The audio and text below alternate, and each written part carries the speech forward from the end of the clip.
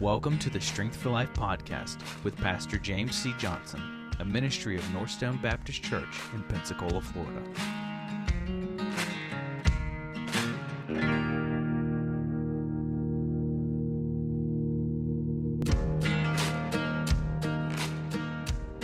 Andrew McKay, welcome to the Strength for Life podcast. Yeah, good to be here.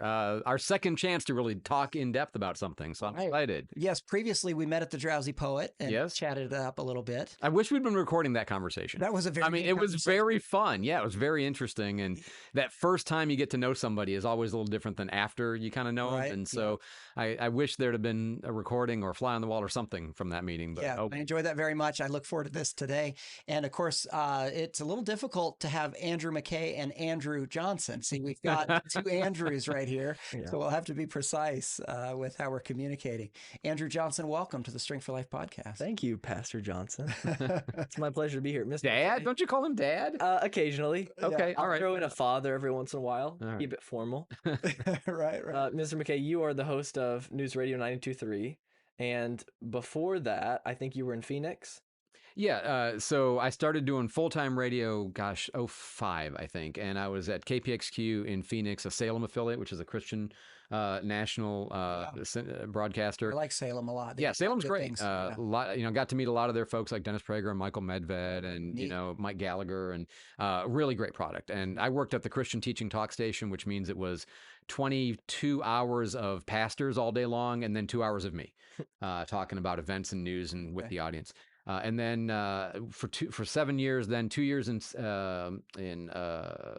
Oregon, where I was a part of the network, a talk radio network, where I produced long form shows, national syndicated shows, and then 11 years now in Pensacola, where I've never lived in a place for more than 7 years. This is amazing. I love it. So we lived here. Too. Yeah, 10 years for us. Oh, nice. About the same time. Yeah, about the same time. Yeah. And the morning show from 5 to 9 on News Radio 92.3 and AM 1620 here in Pensacola, talking about local issues, local politics, whatever's interesting, national, state, or religion, whatever find fascinating of the day. Yeah, you are my go-to to get local news, good takes on it for the most part. I really enjoy the show. Thank you. Yeah. Yes, and my wife was listening this morning, and as you mentioned, you do talk about some heavy topics, but you also talk about some fun topics. And this morning you were talking about brownies. Yeah, deliberately. Yeah, it's kind of funny. During COVID, I realized one day that we were doing, it was 4 hours a day of COVID. I'm like, that's not healthy. So, that was the only thing that was happening in the world at that time. And I basically said, we ought to do something to be not that. And so my something to be not that was the frivolous topic, which is, the classic example is, do you roll the toilet paper over the top or under the bottom? Bangs or tails, that kind of thing. And, how do you eat corn? And just all of the questions like that anybody can participate in. What's your favorite Christmas movie? Anything. So every day at 8:40, we do just that. Not news related, just fun. And it's the best thing we do. People love it. And I think all the work that goes into making all the rest of the show, but that's the thing people remember. Yes. Okay, Mr. McKay. People consume sobriety with a little bit of levity. You got to have both. Yes. Just before you get into this stuff, Andrew, I want to tell you, Andrew McKay, that as a result of your brownie segment this morning, my wife is literally making brownies right now. Let's go. I'm looking forward to that tonight. Or, me too. Are you a center or a corner? I'm a corner for sure. You have to be. My producer's a center, and I don't understand it. So that's horrible. That is horrible. I was going to ask you on my list of questions here is, what is your favorite Christmas movie? You brought that up. Miracle on 34th Street. It's great. Classic.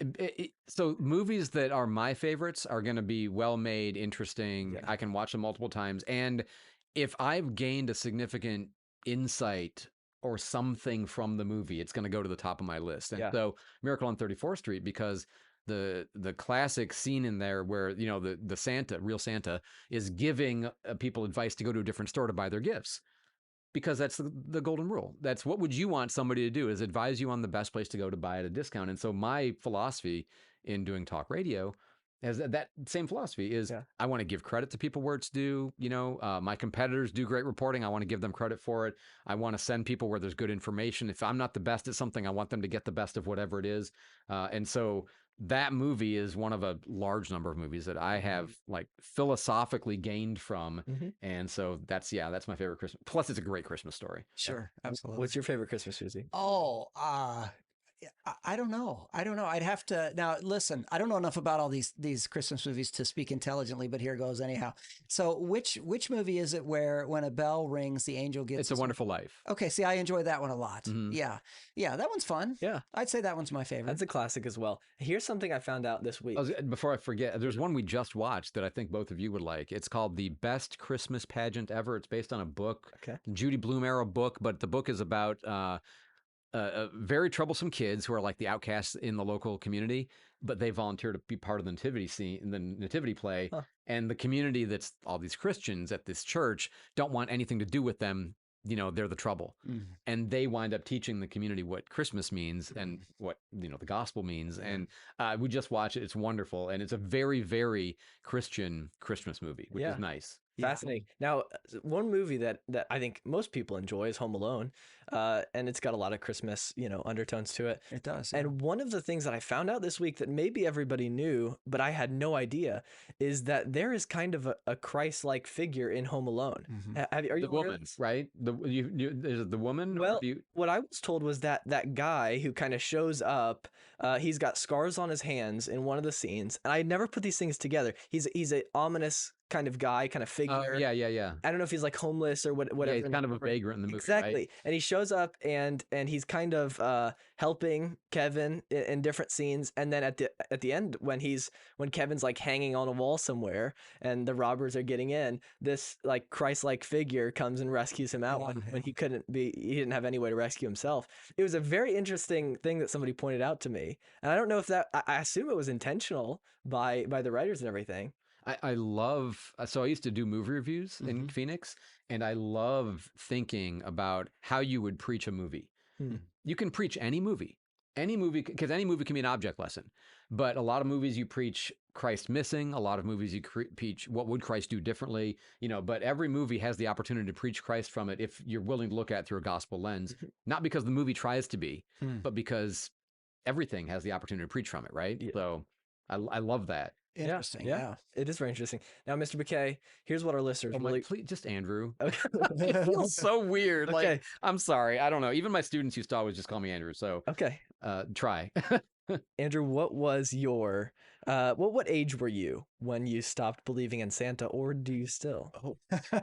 Okay, so that's what our listeners. I am super glad this is a podcast because I am reluctant to say it. Yeah. I made the mistake one time of doing a radio show in St. Louis, and I just started talking about how telling kids a lie is a bad predicate for creating parental trust. Yeah. And people lost their minds because I was telling their kids Santa didn't exist on the radio. And they were right. That's not my place. Sure. To jump into their car randomly on a Wednesday and steal their kids' fable from them. And so I don't ever talk about this on the radio because even though I passionately believe that the Santa story is a deep theological mistake, that it sets children up for all the wrong things and how they think about God, and it sets them up for distrusting their parents. And in my own experience, part of my rejection of Christianity was based on the Santa story, because when I found out that Santa wasn't real, I felt betrayed. Later on in life, when my parents were trying, not that much later, but they're trying to teach me about this God who rewards you. If you do good things, you go to heaven. If you do bad things, you go to hell. The kind of mistaken legalist, version or works-based gospel. And I said, well, gosh, that sounds familiar. You lied then. Why aren't you lying now? And so I actually used it as a reason not to believe in Christianity, is because it seemed like God was just Santa for grown-ups.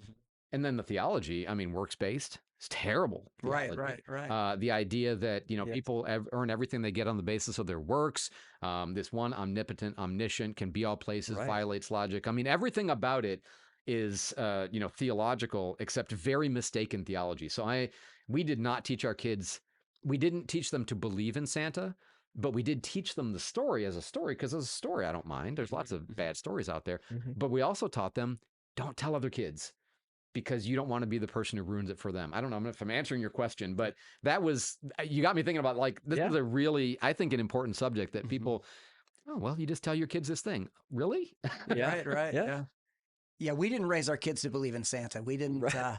We didn't like lie to our kids. Like we felt Exactly. Yeah, we felt like Exactly. it was unethical, and like you said, it attacks the trust relationship later on. However, Yes, that's exactly what I was gonna you say. know where I'm going with this. However, yes. However, we did tell them there was a tooth fairy. Yep. Okay. And they never told us there's not. They still. Let's be honest. I think we did Tooth Fairy also. And, Okay. you know, I feel like this is a bit of a mixed message on the parental trust front, but Right. Yeah. yeah.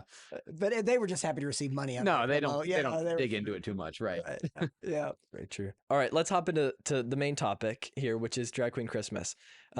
It's good, I think, for us to have conversations, and maybe conversations that we disagree on about topics, because sometimes as Christians, I think we might fall into the trap of when we disagree, we ostracize, we push away, and we just label somebody as, we don't agree, so we can't conversate about these types of things. Absolutely. So I think that the topic for the majority of the podcast, the rest of the podcast, is going to be about Drag Queen Christmas, and hopefully fair questions, honest questions about how Christians should respond and react to something like this coming into our city.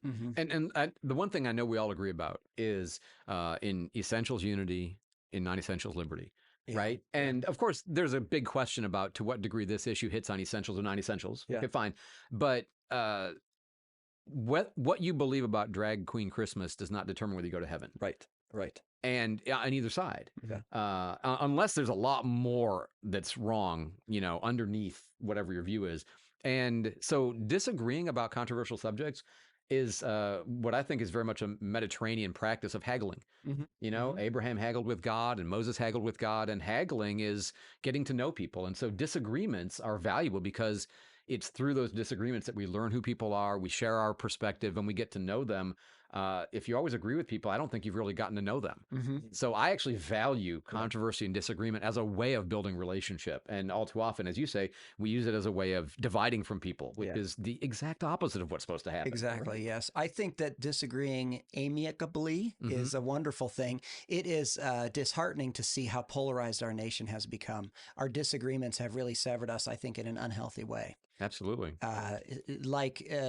Second only to the Civil War is how I view it right now. Like just in our lifetime, you and I are about the same age, aren't we? Yeah. I'm 54. Okay. You're a little older than me. So I'm 46, but A little more mature. A little more vintage. But I just, you bring up one politician's name and then immediately, if it sounds like you're endorsing that particular thing about that politician, they think you're endorsing everything that politician ever said, and they compartmentalize you.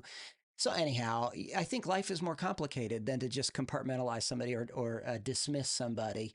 And so anyhow, like you're all saying, and the Bible, these things God are complex and nuanced and frustrating and all of those things. And yet the sort of one-dimensional kind of approach to anything is it's going to be bad society. It's going to be bad thinking. It's probably going to be unbiblical, unchristian, ungodly. And so, being willing to listen to people who disagree with you and consider their thoughts is part of the multifaceted experience of a complex world. Yeah, one-dimensional thinking is lazy. Yeah. That's a great framework to put this conversation in. Okay, before we get to that topic specifically, would you, Andrew? It's hard to adapt. I know. Would you give us kind of just a background of your personal religious beliefs, how you came to Christianity, things like that? Oh, sure. So I was raised in a liberal Christian household. My dad's a Methodist minister, and my mom was the church choir director. They would at small churches kind of thing. I went through confirmation in the 8th grade. Basically, I was willing to believe, and I prayed, and nothing happened, and no clouds, no sun, no rainbow, stars, or nothing. And so I started, well, that's weird. You would have thought something. Nothing happened. I kind of slid towards, I was never an atheist, but definitely agnostic. I knew you couldn't know there was no God, but it seemed like the best bet was against. Maybe something like the Force in Star Wars, some kind of guiding entity. But I was definitely not a Christian. Thought that Christians were stupid. And the more Christians I talked to, the more certain I became. They just most of them didn't have great thoughts, great answers, great depth of thinking. I became a philosopher. My professors were, of course, sure that Christians were all quite stupid. I eventually realized that my professors, who claimed to have all the knowledge of the world, had terrible relationships and terrible financial status and were conflicted about everything and didn't seem to have the kind of happiness I wanted. So I realized following them would get me the results I had. I fell in with a couple of different groups of folks. I became an Amway distributor. I started learning Kung Fu from a black Pentecostal preacher. And between all the influences around me, I had a weekend retreat at Tantera in Missouri, of all places, in a little chapel in the woods. I told God, I said, if you're real, I want to believe. He said to me, not in an audible voice, but in your head kind of voice, he said, it's okay to believe something if you think it might be true, but you're not sure. And that was a radical idea for me, that you could believe something when you weren't sure. So I became a Christian. I got baptized. I baptized in the Holy Spirit. I'd call myself a charismatic. My wife at the same time, I started to, I got to know her, and same kind of process. And that was in 95. So 95, 96, somewhere in that vicinity. And ever since, I've been I don't know, conservative Christian. Evangelicals wouldn't like me to call myself an evangelical, but I do. I'm fairly pro-Catholic, even though I'm definitely not a Catholic. I take the Bible as the Word of God. Through prayer, gifts of the Spirit, I believe in modern-day gifts of the Spirit. So prophecy, healing, all of that kind of stuff, talking in tongues. And my job is to just use the talents God's given me as a philosopher to try to understand the world and explain it to other people and teach them. That's like the shortest version I can give you. Is that what you wanted to know? Yeah, Okay. that's a great answer. You and I have a love for Christ in common, and we also both were Amway distributors. Yes. Hey, I never made any money at it, but it was great for me as a person. Yeah, that was a big deal in the late 80s, early 90s to be involved in Amway. Are you even familiar with it? Not at all. Okay. No, I don't know. Would you call it a pyramid scheme? No, only because pyramid schemes are illegal, and it's not an illegal network distribution system. Right. There are illegal pyramids, but for most people, that's how they would think of it. Yeah. It came through our church, so like everybody in our church was an Amway distributor for a minute. So yeah. I mean, it was. Look, I never got rich out of it, but I got a wife out of it. I got Christianity out of it. I got being a social conservative out of it, and so I credit an awful lot of my life experience to that source. Sure. And so yeah, I'm super glad that I was a part of it for a long time. Do you still work on your Kung Fu? We don't need to talk about how I'm old and stiff and not in shape. I don't know why you needed to bring that up. Oh, yeah. That's good. Okay. I like to believe that I'll survive a fight against a single elderly, slow person at this moment, if need be. If something goes down, without a firearm. I'd put money on you. Easy. Okay, so about Drag Queen Christmas. Yeah. Your position towards Drag Queen Christmas, for the most part, and now correct me, please do, if I say anything that misrepresents your position. But for the most part, on the show, it has been maybe personal concerns about the show or the history of the show. I think in a well-balanced position. But overall, I think you've leaned towards the stance of it being allowed because of their rights, them having a right to do this and not infringing upon their rights. So if you would just give us a brief, maybe 3 to 5 minute explanation of what your stance is on that issue. Yeah. So I'm a fan of art, and I think this is art. You might think it's bad art. You might think it's terrible art. It's blasphemous art. It's indecent art. But I do think it's art. Drag shows are art. It's not an art form I particularly enjoy. Because, I think men are men and women are women, and I don't enjoy looking at somebody who looks like a woman, but I know is actually a man. I've seen drag shows. They don't offend me particularly, but I don't seek it out as the kind of thing that I find particularly entertaining. This show, the details are going to matter. What they actually do on the stage at the Sanger 3 days before Christmas, 2 days before Christmas is going to matter. If, as Pastor Johnson has said, and based on some past experiences, they engage in overt public nudity, genuine indecency, things that are, that do not satisfy the Miller test or fail the Miller test, then they're violating the law. The people who do that should face legal consequences. There is a limit to free speech. But if they don't do that, and the problem with prior restraint, which is the concept of prohibiting an expression before it happens, the problem with prior restraint is you never know for sure what it's going to be until it is. And even when something's been bad in the past, you never know if it's going to be that again in the future. And so the challenge of prohibiting a show, banning a show, censoring a show, delisting, decontracting, whatever a show is, we don't know for sure what it's going to be. Of course, it may turn out to be awful, and the police may have to arrest somebody, and I don't want to see that happen on either side. We do a lot of shows in Pensacola. We have a very diverse cultural body. This is not the first drag show at the Sanger. It won't be the last drag show at the Sanger or PLT or anywhere else. Yeah. We have a very large LGBTQ community. We have the Memorial Day events down on the beach. These are also not things I support or endorse. People in the gay community would call me anti-gay. They might call me homophobic, transphobic. They might, any of that. I routinely criticize the logic behind the gender anarchy that I see around us. I'm anti-rainbow, if you want to think of me that way. Okay. But I love people, and we are all sinners, and Christians as a community have been very inconsistent in the way we deal with sexual sin. We are vehemently anti-gay. We are mostly vehemently anti-trans, but we are not nearly as vehemently anti-premarital sex, anti-divorce. We might be anti-adultery, but when adultery produces a second and a third marriage, or it's serial monogamy as we practice in this culture, we just kind of shut up and let people be in the pew and don't say anything about it.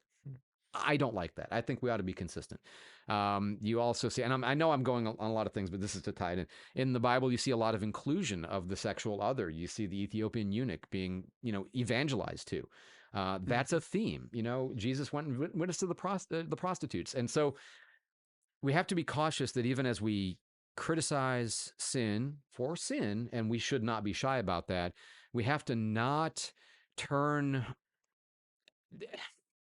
hatred. Hatred is sometimes justified, but we have a disproportionate hatred towards certain members of the community who engage in what I would say are really sinful or even deranged behaviors. So when it comes to Drag Queen Christmas, I think the city's already stuck based on having engaged in the contract. I think the First and the 14th Amendments means that they are obligated to let the show happen. I think that the Sanger management, ASM Global, has very well learned that this would be a dumb thing to do again in the future. The community clearly hates it. They do not want it. It's religiously and or offensiveness or First Amendment stuff. It's a problem. So I do not attend this. I don't want to attend the show. I'm tempted to attend the show to find out if it's because what's going to get said about it afterwards. Sure, yeah. But I don't need to see this show. I don't have any interest in seeing the show. If I were on city council, I also would not vote to cancel the show, and I have said so. I think the show should be allowed to go on. The one thing that I think, and you've actually adapted in your arguments on this, I think based on our conversation, I could be wrong, is the early criticism was, how dare you, is it 2 or 3 days before Christmas? 2 days, okay. How dare you 2 days before Christmas? Well, the more you make the argument about religion, the more the First Amendment stops you from stopping them. The more it's about obscenity, the more you're allowed to be worried and criticize it. But you cannot stop something because it's anti-Christian. It's blasphemy. Well, blasphemy is protected speech. I hate blasphemy, but I believe in a society that allows people to say heresy and say blasphemy, and I don't love it. I don't want my kids around it, but their freedom is my freedom. And so I would expect the atheist to defend my right to have a show at the Sanger that would be pro-Christian, as there is actually the next day or the day after, there's a big pro-Christian show. And so I will defend their right and they will defend my right. And that's how we work in America. Okay, good response. Pastor Johnson, your public stance on this issue has been in opposition to it through city council speeches. You gave a sermon to it through the pulpit. So give us a quick rundown of why you publicly have opposed Drag Queen Christmas. Well, as you mentioned, I don't think the First Amendment protects obscenity. And so you made that point as well. And people say, oh, what about separation of churches and state? And I actually believe in the separation of church and state, but I would reject the idea of separation of morality and state. I think we need to have morals. And I appreciate your point about the inconsistencies of what Christians are outraged over. We do need to be more consistent about that. We need to, I think, cry aloud and spare not against the sin in our own lives, as well as the sin that's all around us. So I think Drag Queen Christmas has got people, Christians in the Pensacola area, kind of stirred up. You mentioned other drag shows that are happening, and some people have pointed out, well, why aren't Christians outraged about RuPaul's drag show? Why particularly Drag Queen Christmas? And I think part of that is because it's Christmas, I think that's what got people started. But I think what's going to happen as a result of this is Christians are going to try to be more consistent in their outrage. I know that's what we intend to do, okay, is the same biblical principles that that I think apply to Righteous Indignation over Drag Queen Christmas also apply to RuPaul's drag show. Apparently there's one that happens every Thursday night in Pensacola, some drag show stuff. So Righteous Indignation about what I think is an attack on the Imago Dei, putting on woman face and kind of blurring the gender lines. I think Righteous Indignation is justified over that. But then also, I don't know the name of the strip club, and neither of you should either, probably in Pensacola. But as a part of my job, I know many things. right, is it Sammy's or something right across? There's a couple of them on Davis Highway. There's also one on 9th Avenue, or not, on Gregory, right there across from McGuire, near McGuire's, right. And so expressing righteous indignation over all types of lewd and lascivious behavior. And I know there's zoning, certain areas you can be lewd and lascivious or whatever. So, we want to peel back the layers of the legislation that protects all this. But I think, on a whole lot of levels, righteous indignation is justified against Drag Queen Christmas. But all these things that attack God's moral standard, or undermine it, or just show disregard for it, I think Christians need to voice concern about that. Because, and it's interesting in the contract you mentioned between ASM Global and the city or the Sanger, they talk about protecting the welfare of a community.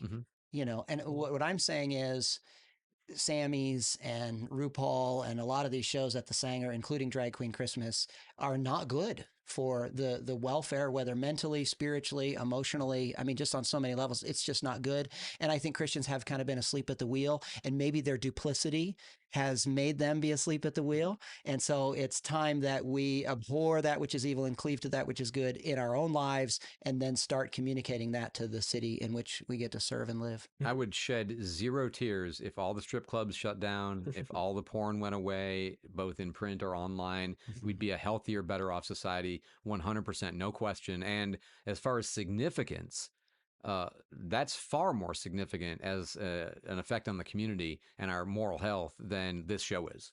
So I completely agree with you. Yeah, I appreciate that. True that. Okay, so your personal thoughts on this. Let me ask you this. So this is celebrating Christmas, allegedly. At least it's in the title of it. So as a Christian, personally, do you feel that this show mocks the incarnation of Christ, like our Savior, we're all Christians? Do you feel that this show that mocks that personally? Do you feel that or no? So I watched most of one of the shows. I mean, I didn't watch all of it. I kind of scanned through it. I didn't need to watch an hour. And what I saw was what I thought was a very typical drag show where, people come out and sing and perform, often like selections from the Grinch. Or Christmas carols, whether, hymnal carols or just jingle bells or things like that. Sometimes with lewd behaviors, sometimes not, in varying degrees, a sexualized performance. So you've seen some of that footage. Oh, yeah. I'm glad for that. I mean, I'm not glad that anyone has to see that, but I'm glad that you have, because it comes up at those city council meetings where people that are in favor of Drag Queen Christmas say, there's nothing out there on the internet for people to see. I don't know what these pastors, religious zealots are talking about. So you've seen the footage. That's good. And some of it seemed what I would say is the very standard drag fare, so to speak. Some of it seemed, I don't know, it's tongue in cheek. A lot of it, it's, sort of hints back at like, burlesque performances. There's a lot of continuity between burlesque and drag. As far as being overtly anti-Christian, I didn't actually see that. Now, I may not have watched carefully enough. I may not have seen something, but, mocking Christ, mocking God, attacking the Bible, depicting sketches that show Christians in a negative way. I mean, I see a lot more of that on network TV than I saw in this particular drag show. So I'm not yet convinced that it's an explicitly anti-Christian thing in that way. Okay. Is it anti our values? Is it contrary to the idea of God? And sure. Okay. But again, I look at the way Christians are portrayed in network television. Never positively, always negatively, some form of derangement. And for, the vast majority of the population to subscribe to a religion that is openly criticized and mocked through the character placement. I mean, you would never, ever treat gay characters on network television the way Christians are always portrayed. Very true. And I mean, that I find that much more problematic than this as a consistency issue. So I don't know if that answered your question, but that's what it makes me think of. Yeah. Pastor Johnson, you have said that this show is blasphemous publicly. So kind of explain your personal and religious convictions on why you find this show religiously offensive. Well, I think it's blasphemous primarily because of I mentioned the Imago Dei, and so created in the image of God. And so I think really an attack on the image of God is an attack on God. So when men are putting on woman face, I feel like that's blasphemy. I think that crosses a line that is an abomination, to put it in the Deuteronomy 22:5 sense. You may be familiar with that verse off the top of your head. Back in the day, a lot of preachers would preach, women shouldn't wear pants because, they're wearing that which pertaineth to them or whatever. And I think that verse has been way overused. That's why I say you might be familiar with it off the top of your head, because people apply that, but it doesn't apply, I don't think, to the things we've applied it to, but it has to apply to this kind of stuff, where clearly the whole idea of drag shows is a man gonna dress up as much as he can like a woman. Right. It doesn't apply to pants on women, because you can have feminine cut pants, okay? And you're still being very feminine and embracing the way God made you as a female. But it plainly says it's an abomination. So I think on that level, it's blasphemy. I'm not sure which show you saw where you identified some lewd aspects in it, and then you mentioned some Christmas, perhaps hymns or whatever.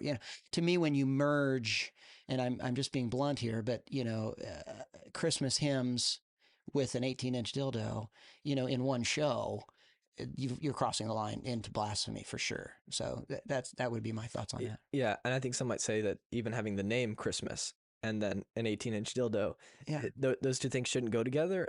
Obviously, and similar things to you said. So one of the arguments that people have made is why. I mean, and again, this is just for kind of global perspective on this. The commercialization of Christmas. Yeah. Where, companies use Christmas as a marketing tool. On the one hand, as a Christian, I'm glad to hear Christmas mentioned and Christ's name mentioned, even if, not emphasized. But using Christmas to sell cars or houses or, goods at Target, or Christians who push back on companies that are not overtly Christian enough. I mean, those things are all troubling to me too, because that's all a part of the materialization of the gospel and the crassening, making it vulgar, treating it as not special. And so for me, I want it to be special. I want it to be distinctive. At the same time, I recognize that my power to force other people to have the same level of respect for and honor for God, the Bible, and all things related to that is pretty limited.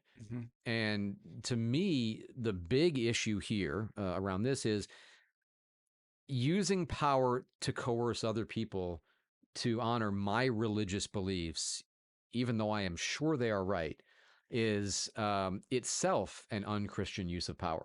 And so that's why I might disagree with you completely, or I might agree with you completely about so many of the things. When it comes to using the law to stop it, or when it comes to using a boycott to stop it, I'm going to say the exact opposite, because again, I'm a big believer in freedom. And that includes the freedom, it's not unlimited, but the freedom to do and say a lot of things that I find completely unacceptable. But I will tolerate them because I want that same freedom extended to me. That's the culture I want to live in. So just as I very much agree that the thing is there's awful elements, but I don't want to stop it. I don't want to prevent it. I don't want to use my power that way, politically or economically or otherwise. So even if it's blasphemy, I hate that there's blasphemy, but I want there to be the allowance for blasphemy so that I can also preach the gospel and talk to you about why it's blasphemy and you shouldn't say it. Okay. I want you to respond to that in just a second, some of the things he said. Let me push back just a question about earlier you said that you view this show as art. And so that's why we can't cancel it. But then you said you wouldn't shed a tear over if porn and Sammy's and all these other things. Yeah. And you also recognize that there's sexually, graphic and distasteful things in the show. So how do you reconcile? You called it art at the beginning, and then you recognize there were sexually explicit things in it. So how do you reconcile? Having again just watched the one, Okay. This show is much closer to the art category than anything that takes place at a strip club or in a naughty book or online. I mean, it is communicative. It is expressive. It isn't.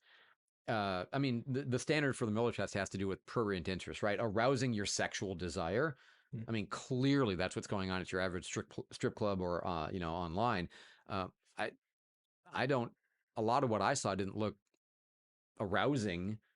Not to me. It's hard to imagine being arousing to anybody. Frankly, it looked more.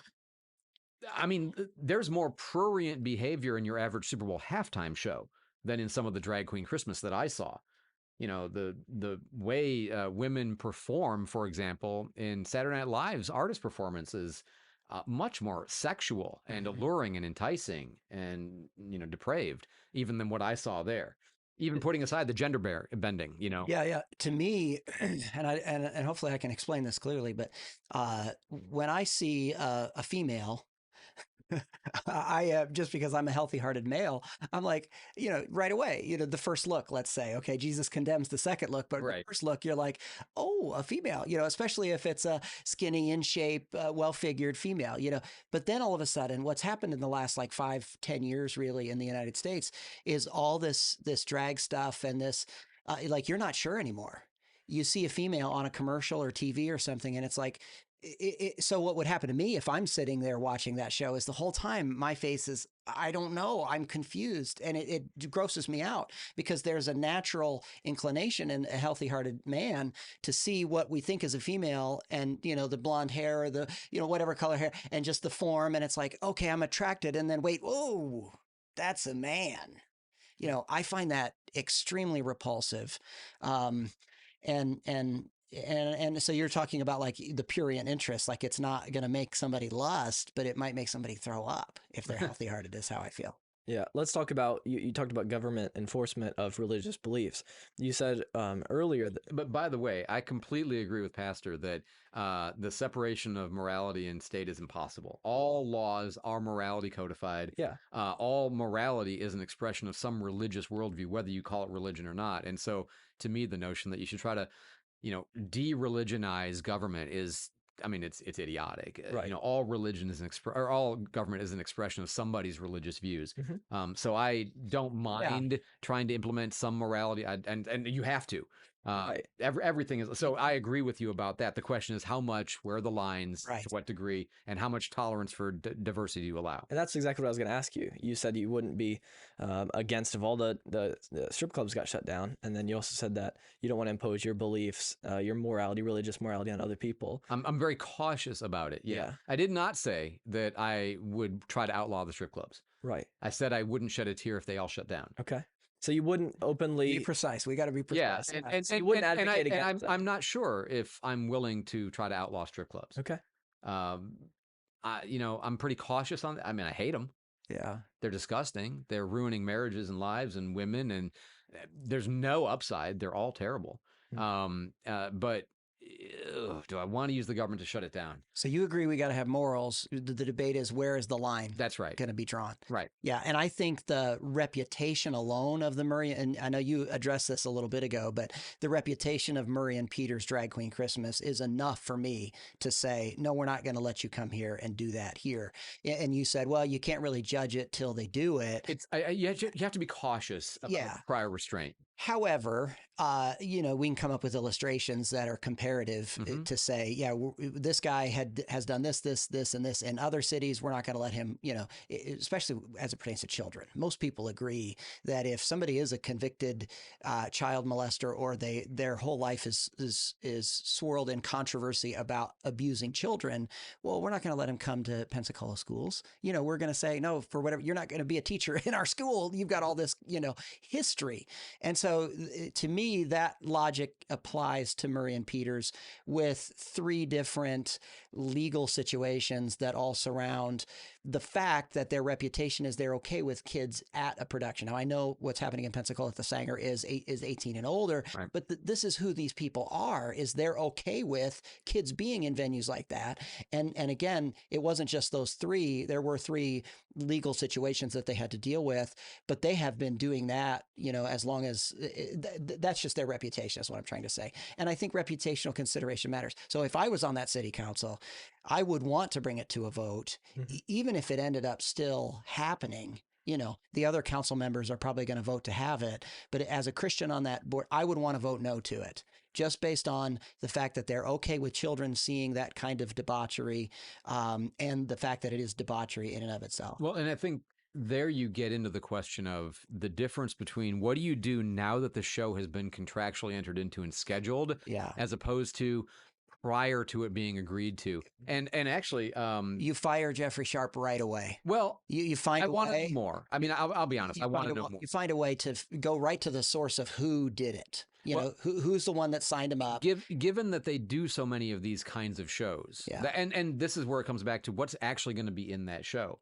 And it's hard to know in advance. I agree with you. You have to concern yourself with what has been done in the past. Yeah. I'm weirdly, I'm very curious to know whether this show is going to be obscene or not. I can easily see it going both ways. The one person who talked at city council the other day mentioned that he'd gone and watched it in Virginia to see, and he said it was incredibly tame. It may be that way. He has glasses on. Fair. If you know what I mean. Fair. Yeah. But, they may come here as a way of proving you wrong.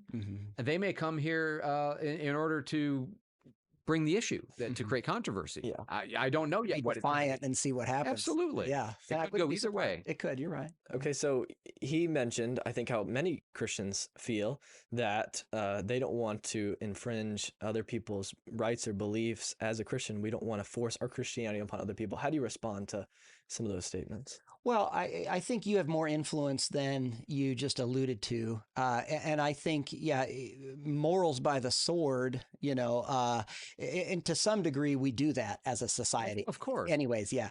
I want abortion to be illegal. That is clearly a use of political power to thwart a very personal sexual decision. I have no problem with that. Yeah, morals by the sword don't necessarily affect the heart. And what we want to do as Christians is see heart changes. And so, I think about smoking. Again, in our lifetime, when I would go into a restaurant as a teenager, the first question is smoking or non? Right. You don't remember stuff like that. You've never experienced that. But I'm saying we have socially ostracized smoking. People have, it's common knowledge that that's going to cause lung cancer, and you're going to have serious health complications. And so, I think yes, we need to have laws that represent biblical morality. I believe that, but I think we need to use any kind of social leverage we can to say things like you've been saying. This is unacceptable, and I don't like this, and my faith tells me I have to be against this. So I think we use as many levers. So yeah, there needs to be some laws that represent biblical morality, but there also needs to be this sense of social, almost sense of social shame. I mean, that's what people feel when they're smoking. Both my parents I grew up around them smoking. Me and my buddies snuck away and smoked a time or two too. But anyhow, very quickly we saw, and my mom at one point looked at me and said, "James, I'm going to quit smoking." And she said, "You're my reason." And she quit cold turkey. So you don't know a lot about my testimony. I don't know, but I grew up in the inner city in a broken home situation. And there's a lot of things I could criticize my bio dad for. He ended up going to jail. And then my stepdad also left us for jail. My mom's the one that led me to the Lord. I don't have a whole lot to praise my mom for. She did lead me to the Lord, and she did quit smoking. So I'm praising her right now. That's right. For that. But you get my point. There's some legal and then there's some social things that I think people should do to just say, and you mentioned, and I deal with what you mentioned often, which is the broken homes that come from strip clubs or that come from the vices of this world. And my wife and I sit and we try to counsel people through, time at Sammy's and how that hurt her, the wife. And she's like, what? And so I think we need to do a better job as Christians, but also as a society and people that are influencers in that society, trying to socially say this stuff is unacceptable. And the end of it leads to hell and destruction. There's a part of this I just want to make sure we don't go without saying, because it's an important part of the way I approach this issue.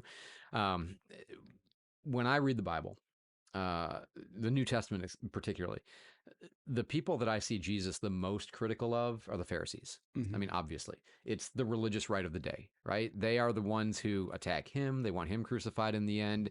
They are the ones who are self-righteous. They are critical towards the sinners that he goes and ministers to. Again and again and again, he calls them out for failing to do their duty of bringing the lost in, ministering to people, taking care of widows and orphans, and all of that. Jesus hated the Pharisees, clearly.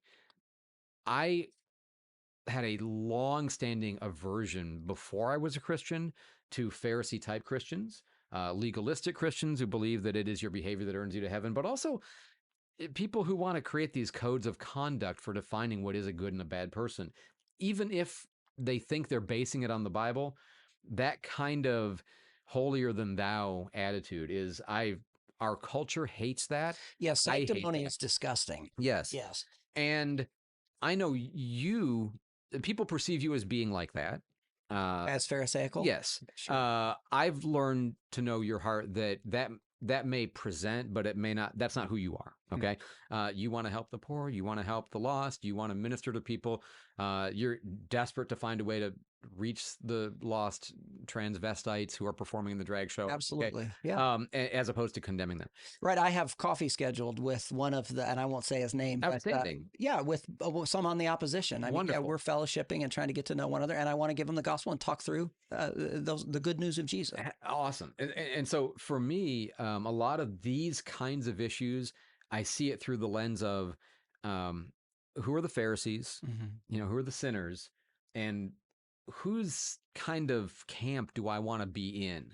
And a lot of times, because of the danger of the hyper-religious and the condemnation and the bad advertising that is for the gospel, I wind up siding with the people who are not the Christians, the people who are not religious or moral or whatever, but because I really don't want to be in this camp over here.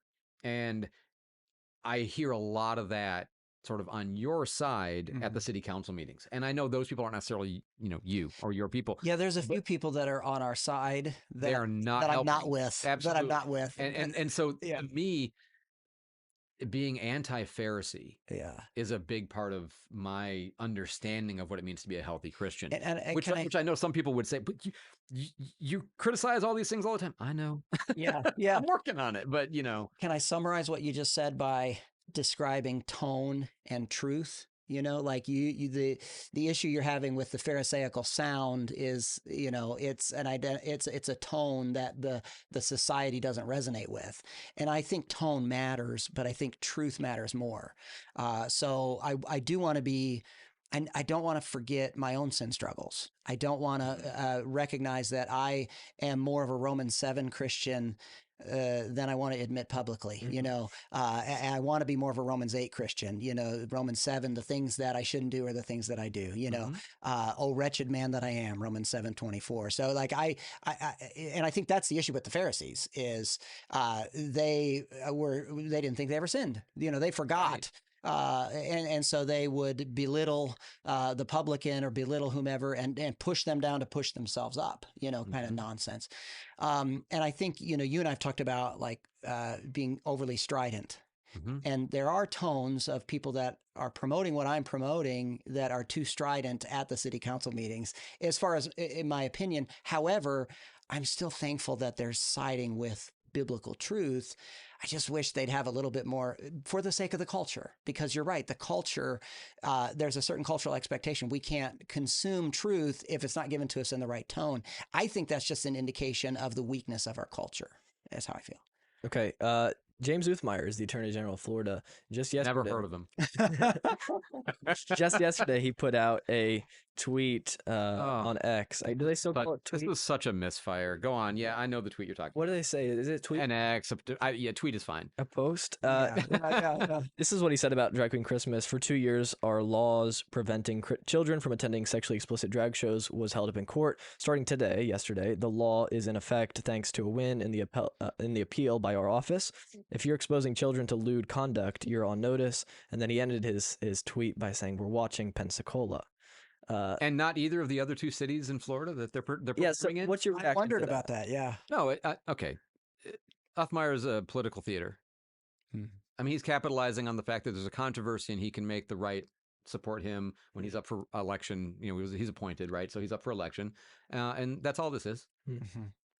We're both friends with Jared Moore. Yeah. The previous president of the Pensacola City Council he's not president anymore right now. It's Allison Patton is the new just changed. But he makes that point, the same point you do about like he calls it a bully pulpit, you know, that what Uthmeyer is doing. And then same thing with Don Gates's letter, you know, so Uthmeyer not only did that tweet, but then the 4-page letter telling the Pensacola. So the legal opinion that's not a legal opinion, that has no binding status of any kind, that comes from the Attorney General's desk, but doesn't actually carry any of the weight of his office. That one? Yeah, sorry. That's how you characterize it. I'm not particularly fond of a lot of the things that James Uthmeyer has done. That's right. Yeah. Yeah. And this example is like illustrative to me. Yes. Yeah. I am a big fan of a lot of what he's doing, but Jared feels the same way. And you and I are both friends with Jared. And I will tell you, I love Jared, and I think Jared is one of the best elected officials in this 2-county area. So and I think his tone is what resonates with a lot of people. He does have that. You and I talked about Tim Keller. I love Tim Keller. We met at the Drowsy Poet. And he does inspire people to have, Christian people, to have that almost winsome, I use that word in my last city council address, you know, winsome approach. And I'm just weary of the social expectation to be winsome all the time. I'm weary of that. Well, James, don't grow weary in well-doing. I suppose. but you understand, don't get tired of doing the right thing just because it's tiresome. It's a subjective thing. You know, it's a subjective thing.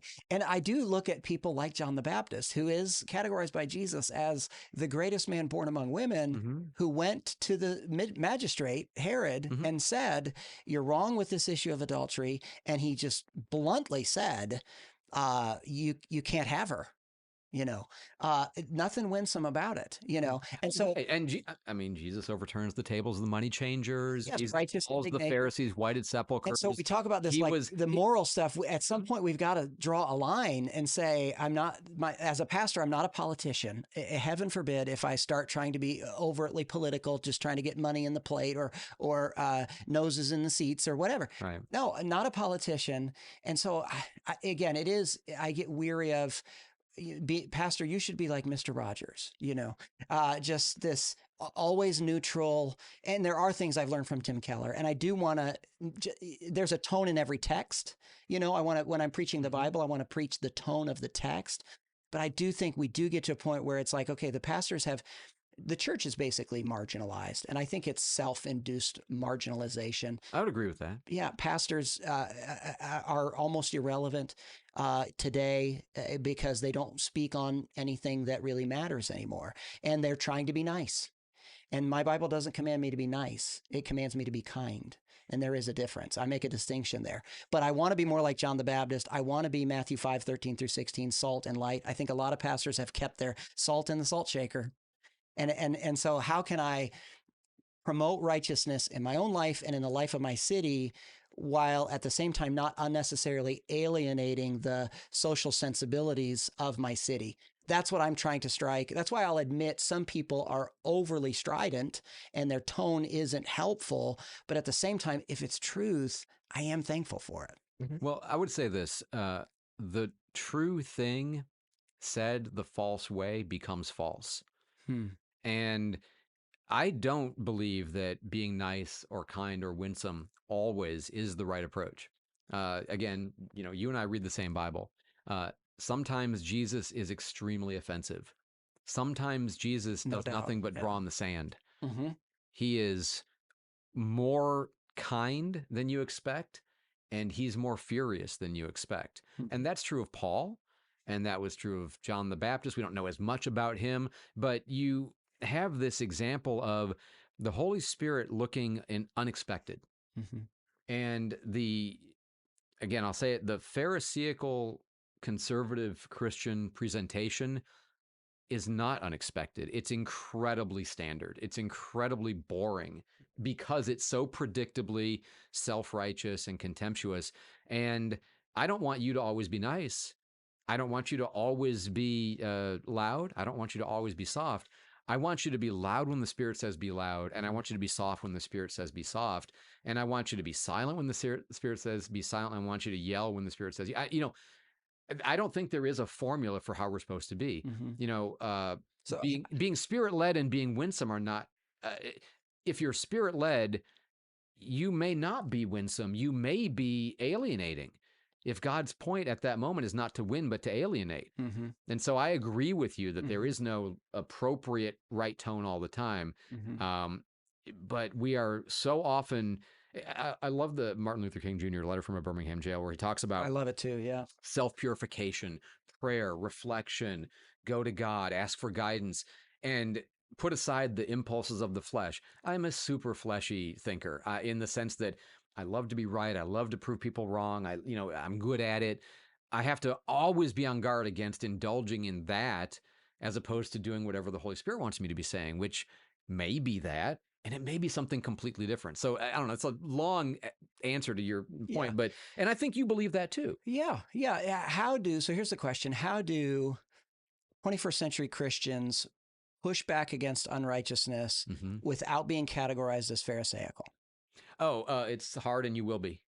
Okay, yeah, because that's what I'm trying to do. Yeah, because as you've admitted, my heart is, and I've tried to show you my heart just one-on-one hanging out with Drowsy Poet, and our church family knows my heart in this too, I know I'm a sinner. I know I struggle.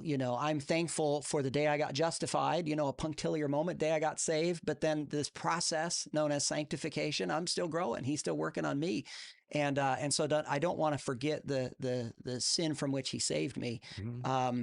But at the same time, I want to protect my sons from it. I want to cry aloud and spare not against the people that are close to me, that are entrusted to my care. I want to live out a holy life as much as a finite vessel can in front of them. And then I want to help them avoid those pitfalls that I made early on in my days.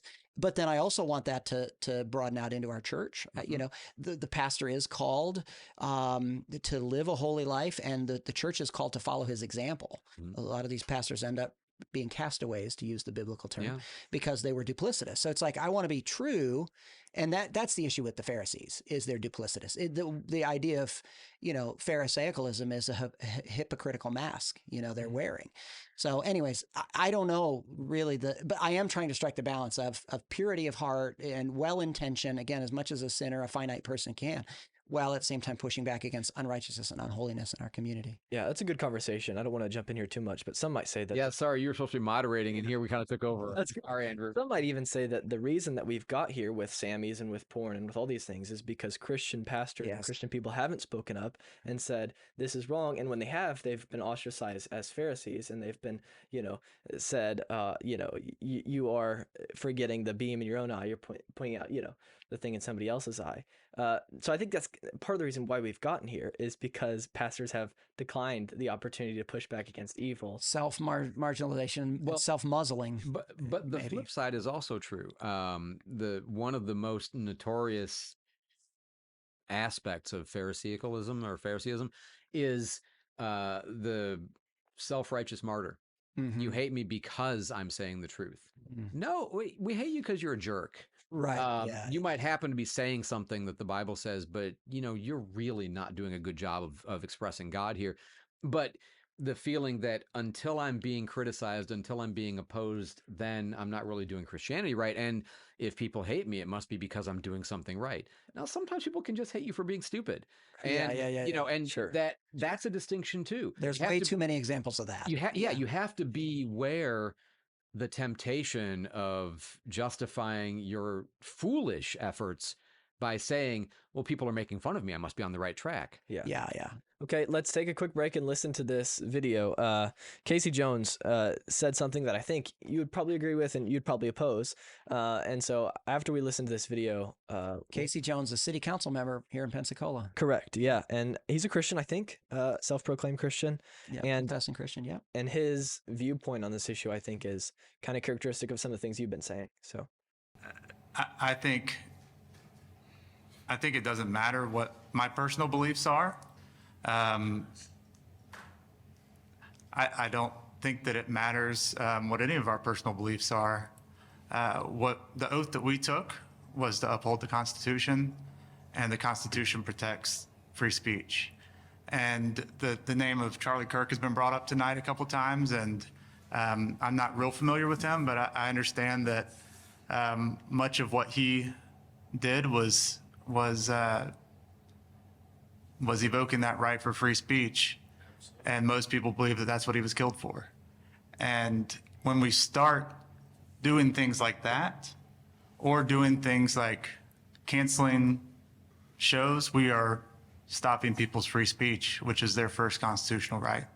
And again, even if I disagree with what they're saying and what they're doing and the shows that they're putting on,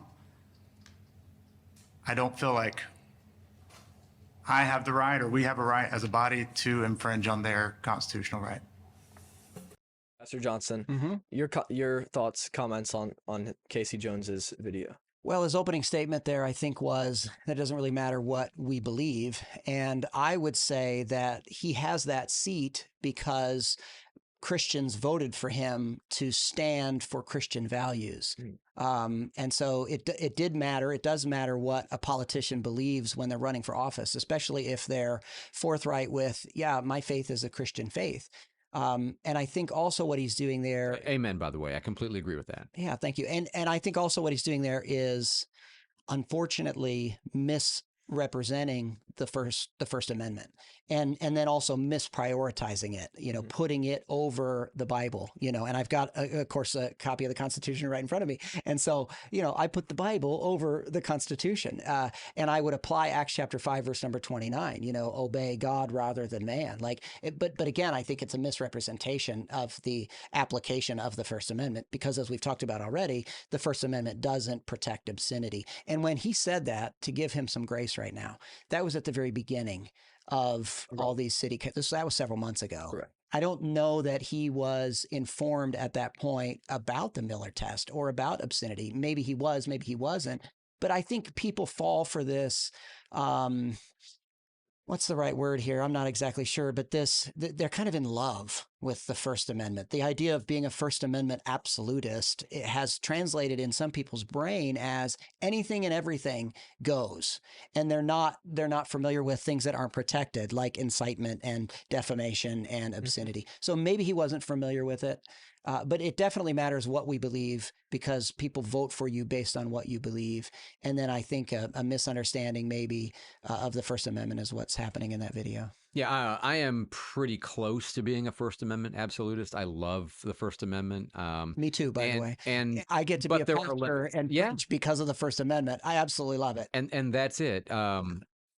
It's this deal, right? The deal is, I'm a Christian, and when you want to say your atheist things that I once wanted to say, I'll protect you in your right to say it. And the trade is that when I want to say Christian things, you'll protect me in my right to say it. And therefore, we have a society in which free speech, expression, art is allowed with some very, very remote boundaries. Not no boundaries, but remote boundaries. Fighting words, obscenity, for example, instigation to a riot or unlawfulness. Okay, there are limits.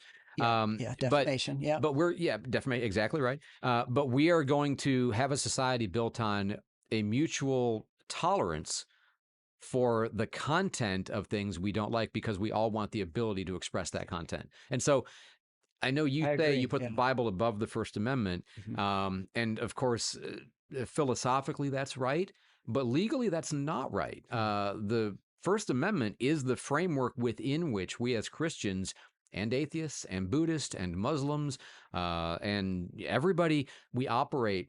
I cherish it because it's been an enduring framework to allow the kind of freedom that we see so often stifled in other countries that don't have that same level of freedom. And so it's not theologically prior or superior, but legally it is. And I want the First Amendment above the Bible in the legal sense. Okay, let me follow up on that real quick. So let's say, for example, the Ku Klux Klan, Pensacola, comes to the Sanger. Some reason Jeffrey Sharp signs the contract. So we're contractually obligated to have the Pensacola Ku Klux Klan in Pensacola. Is that a thing? In the city? Historically, and there was a case in Skokie where they went and protested in a highly Jewish city. Sure, Well, yeah. In this hypothetical situation. And I mean, Pensacola has a pretty ugly history too. I don't know how much you know about the history, but the Klan marched on our streets, and I've heard about that. So let's say that happens for some reason, and they're coming in the Sanger on December 23rd or whatever it is. Do you think the city council's response to Drag Queen Christmas would be the same if it were a Ku Klux Klan rally about protecting their right for free speech? Before you answer, let me say I think they would have at least made this hypothetical a formal agenda item, which they didn't do for us. Yeah. I think that people want to go on record and say, I'm against the Ku Klux Klan at the city-owned, taxpayer-subsidized Sanger. Here's what's interesting about this case. You mentioned being like smoking is social, disapproval. Wrong. Stigmatized, yeah. Right. You're a closeted smoker the way you used to be a closeted gay, okay? Sure. Racism these days is so stigmatized and opposed that you don't even raise questions about race for fear of being called a racist. Being a racist is a highly disapproved of viewpoint, right? You can call it evil. In fact, the fact that it's so easy to call it evil and nobody even challenges you on it, right, is part of the evidence that racism is really oppressed, if you want to think of it that way, in America. Now, I'm not going to defend racism. I believe in the Bible. God made us all. Amen. I hate racism for biblical reasons.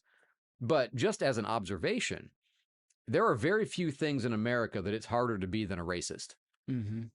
So that said, I think city council might say, we're obviously going to stop this because it's easy to stop. It's a category of people. There are racists. It's a category of person that everybody hates and everybody feels fully justified in hating. I would allow the Klan show. I mean, I wouldn't celebrate it. I wouldn't want it. I think what they're saying is evil, and I think it's harmful. But if Jeffrey Sharp had booked, the Klan rally, I think that as particularly under the First Amendment, you would be obliged to allow it. And I would probably, I would show up with you to protest against it, but I wouldn't use the law to stop it. So at what point would you apply paragraph 2.6 in the agreement, the city and ASM Global? Can you give us a scenario where you'd be like, yeah, I'm glad the lawyers put this in here, paragraph 2.6. You're familiar with it. I've read it once. Which talked about that the city reserves the right. But that's prior.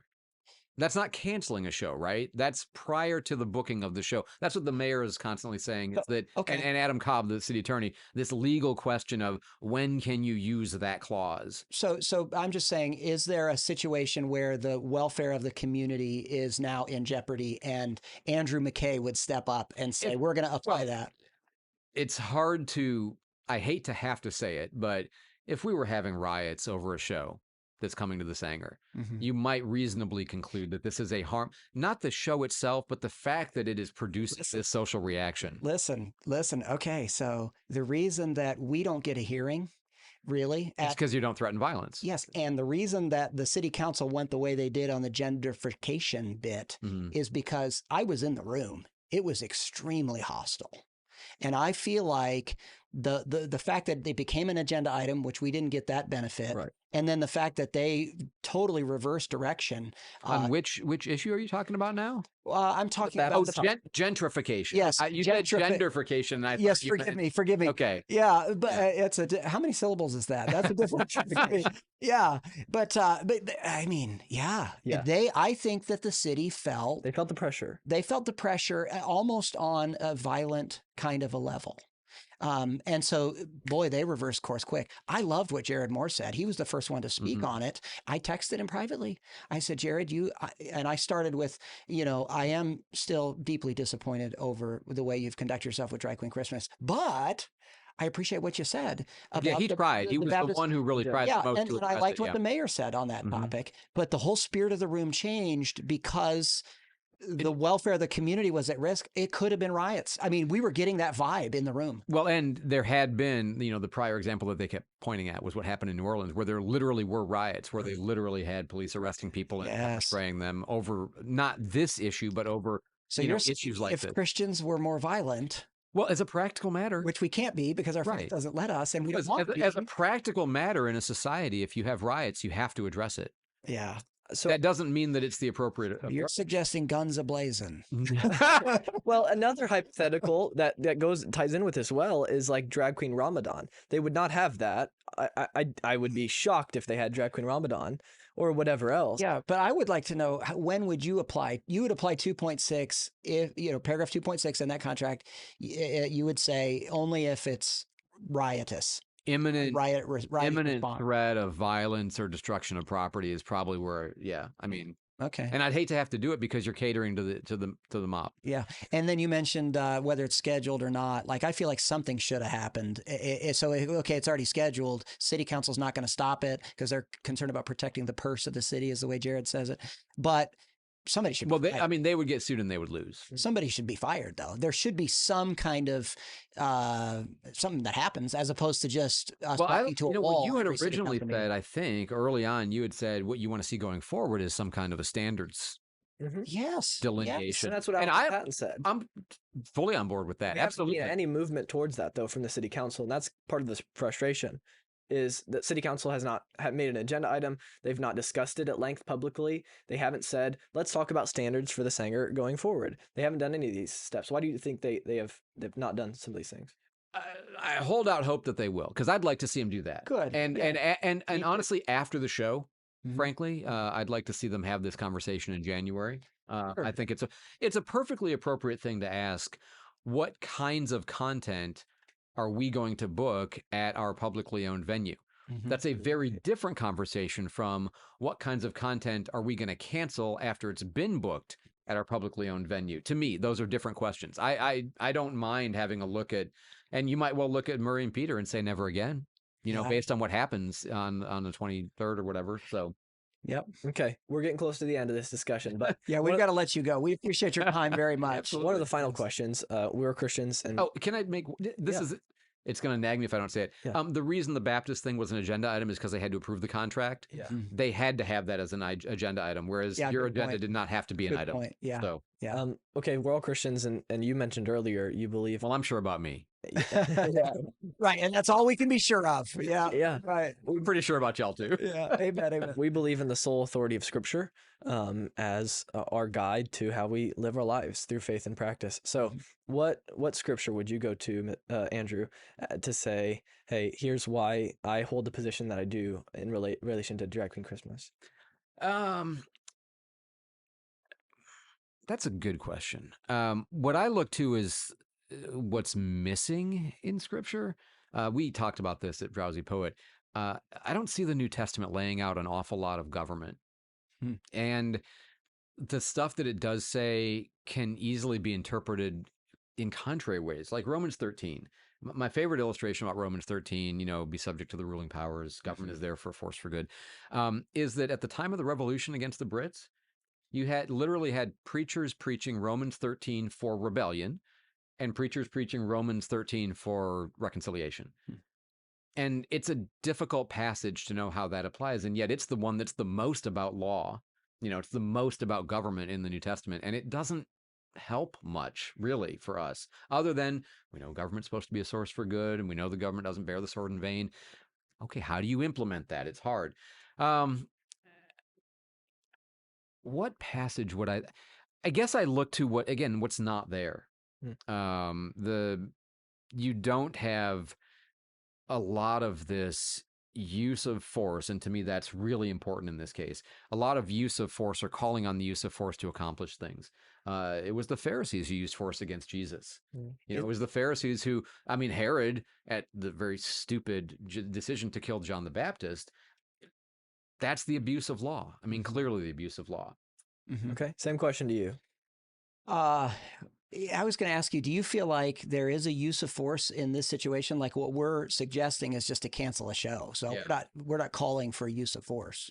Oh, well, anytime you make the government act on your behalf and cause behavior, that's use of force. Well, and we didn't even want to appeal to the government. We tried to talk to Jeffrey Sharp behind the scenes, right? But he didn't return calls. And I don't know if you saw any of the Daily Signal articles that Zach Smith wrote. I've read them. Yes, as have I. Yes, and And he points out in there that Jeffrey Sharp is getting outcry from the community and he's laughing about it. So we didn't want to have to go to the city council, but interestingly, the city council does have paragraph 2.6. So they did that was a path for us. I sure wish we didn't. So anyways, I don't feel like we're asking for use of force. We're just asking for Jeffrey Sharp. But government action is force, ultimately. Ultimately. It's the power to coerce money and your body through jail or death through a shoot. But, when you ask the city to do something, you're asking the police to do something. Sure. They may not actually get involved, but you're depending on their backup. Yeah. True. So that's true. It's use of force, even though you're not physically coercing. Jeffrey Sharp could have avoided the political end of this. Yes, he would have saved us a lot of Thursday nights. He would have. So what scripture do you cling to in relation to this issue? I guess several. You mentioned John the Baptist. We've talked about him a little bit. I mean, like he is an inspiration, even if it means I'm beheaded. By the way, the John the Baptist case is a weird application here to me. Because he was confronting Herod for Herod's sin. He was not confronting Herod for what Herod allowed other people to do in the community. Sure. And again, we can't even get an audience with Jeffrey Sharp. I actually went over. Fair. Yeah, I went over and talked to him personally at one of the city council meetings and I gave him my card and said, hey, I don't want to keep doing this Thursday nights in front of the city, in front of the city council. Let's talk privately about this and to no avail. So I was disappointed in that. Andrew, I would also use Matthew 5:13-16. I think Christians need to be salt and light. I think very few pastors are at risk of being beheaded because we're not salt and light, and I think we need to have, as we've discussed, a reasonable tone, but we need to communicate truth and we need to get the salt out of its salt shaker. And what good is it if it's just trodden under the foot of men? We need to be light in the midst of our ever increasingly dark society. Just very quickly. And I agree with all of that. Amen. Absolutely. I mean, I try to do that on my show to the degree that I'm able. Yes, and we're cheering for you when you do that. Cheering for you. So much respect when you do that because that's not easy. But the degradation of our culture is all around us. Just quickly, remember I Love Lucy in the 50s? I mean, that was before our time, but we watched those reruns. And back when they were recording that, which that's not that long ago, 75 years ago or something. Okay, within a lifetime. We have church members that are much older than. God, you make me feel so old that it is that old. Go on. Yes. So my point is, they were married in real life, but couldn't be seen on TV in the same bed. Sure. They had to have separate beds on TV. I remember.